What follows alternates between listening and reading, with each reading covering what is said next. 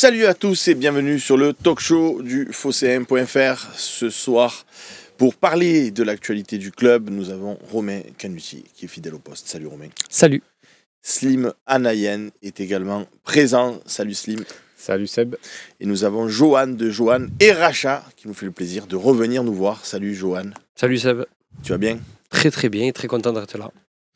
Allez, on commence tout de suite avec la première partie de cette émission. Quel rôle pour Luis Enrique? Pourquoi je vous pose la question? Parce que lors du dernier match, le coach Roberto De Zerbi l'a mis au milieu de terrain. Alors certes, il n'y avait pas Amin Harit, certes, Koné n'avait pas donné forcément satisfaction, donc il a tenté ça au stade Vélodrome.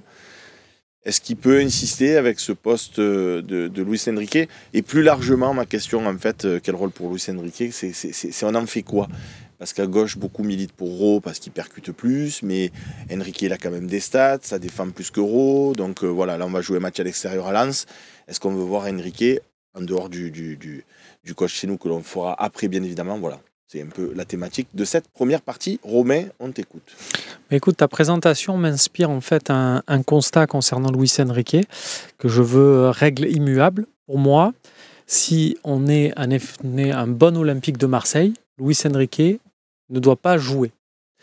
Ne doit pas jouer dans le sens où il ne doit pas être titulaire. Moi, je suis très content d'avoir Luis Enrique dans l'effectif parce que je pense que c'est un mec, c'est le fameux gars, à mes yeux, qui doit te filer un coup de main dans la saison, qui est un mec discipliné, qui va faire les efforts, qui comprend ce que lui demande le coach, donc, et qui n'a pas un salaire démentiel. Donc pour toutes ces raisons, moi je suis très heureux qu'il soit dans l'effectif.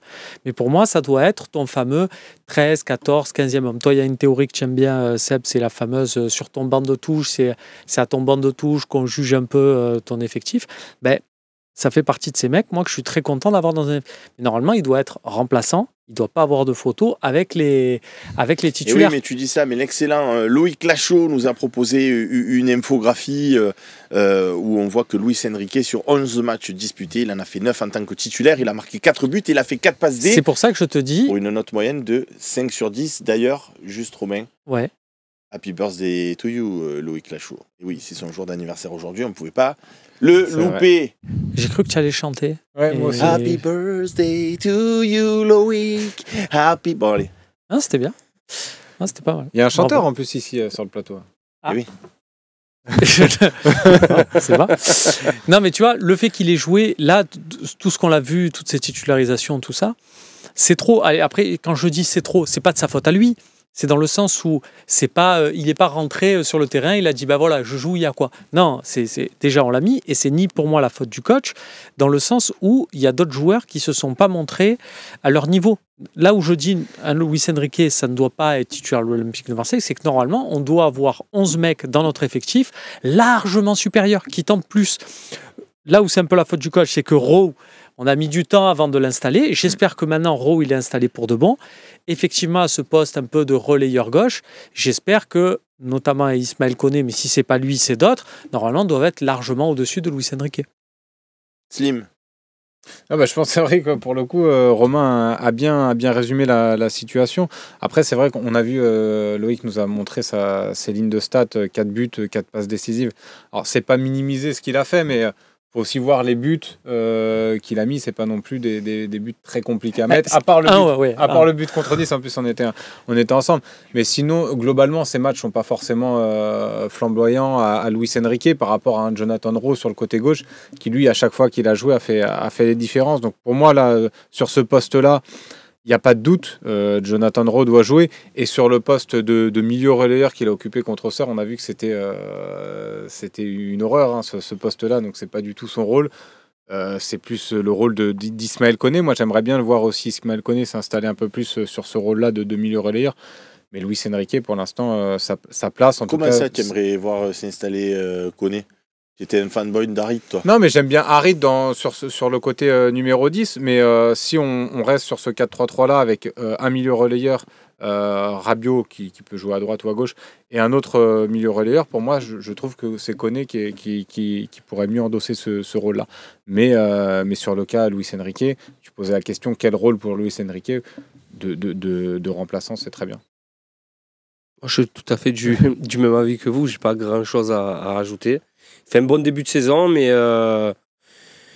avec ce que nous demande aujourd'hui le football et ce que nous demande un joueur sur l'aspect offensif, Luis Enrique ne répond pas présent si on fait le comparatif avec Ro, qui est beaucoup plus percutant, beaucoup plus vif, beaucoup plus puissant, qui tente beaucoup plus. J'ai l'impression que c'est un Brésilien timide.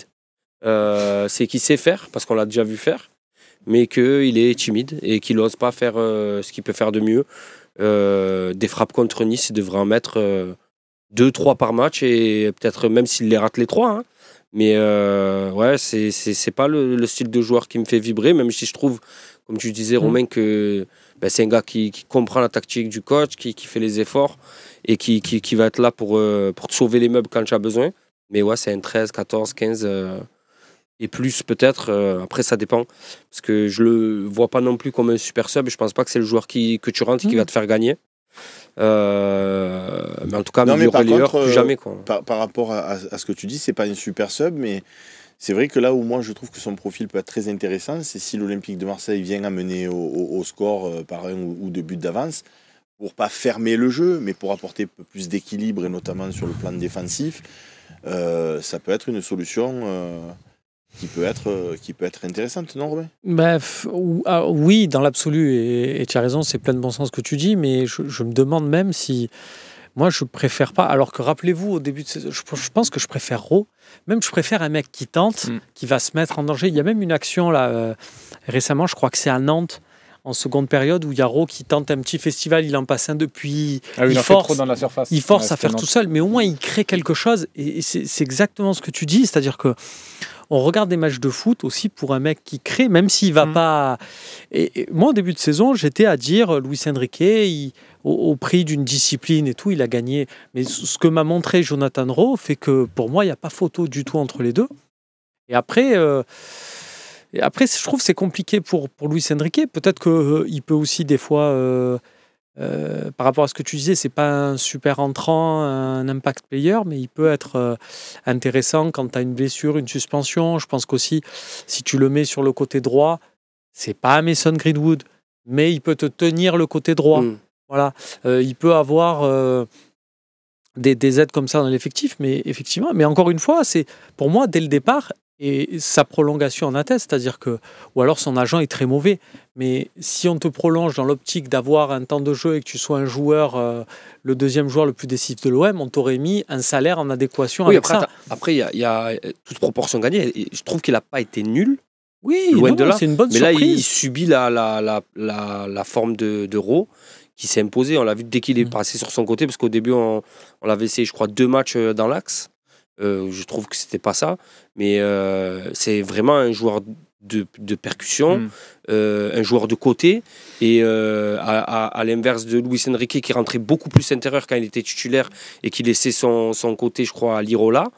Ro, il va coller cette ligne. Je pense vraiment que même au début de saison, quand il y avait la grosse hype de Zerbi qu'on a gagné à Brest et tout, il n'y a personne qui s'est dit de Zerbi, il a transformé Luis Enrique, ça va devenir un monstre du championnat. Je pense que personne, il y en a 2-3 qui ont dû faire une blague sur Twitter, et c'est de bon esprit, c'est pour ça qu'on y va, mais personne sérieusement s'est dit Luis Enrique va devenir un des meilleurs ailiers du championnat.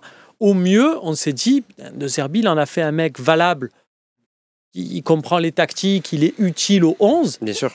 Mais on s'est toujours dit, et la mauvaise passe de l'OM, ça s'explique par des cadres.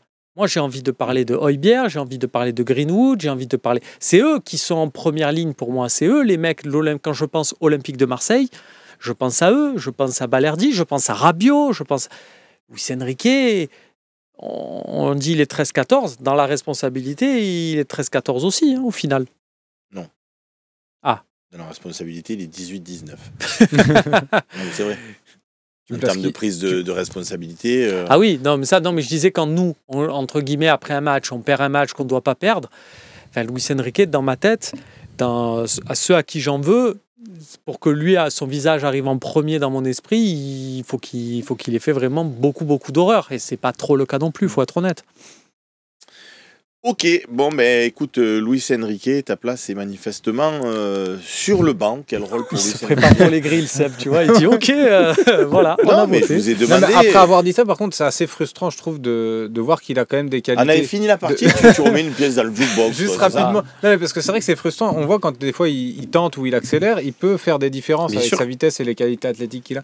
Et c'est ça qui est frustrant. Bah, en le fait, chez but lui. qu'il met, tu dis contre Nice, normalement c'est un but que met Lionel Messi. Oui, c'est Donc, vrai, on en c'est- avait parlé. un peu. Donc Complètement. c'est là où c'est frustrant, c'est de dire le mec un jour il te fait ça et après il essaie plus. Brésilien timide. C'est ça, brésilien timide, bien trouvé. Ça sera le titre de cette première partie sur YouTube. Enrique, virgule, le Brésilien timide. Allez, on passe tout de suite à l'OM. Est-il si fort que ça à l'extérieur? C'est la deuxième partie de notre émission.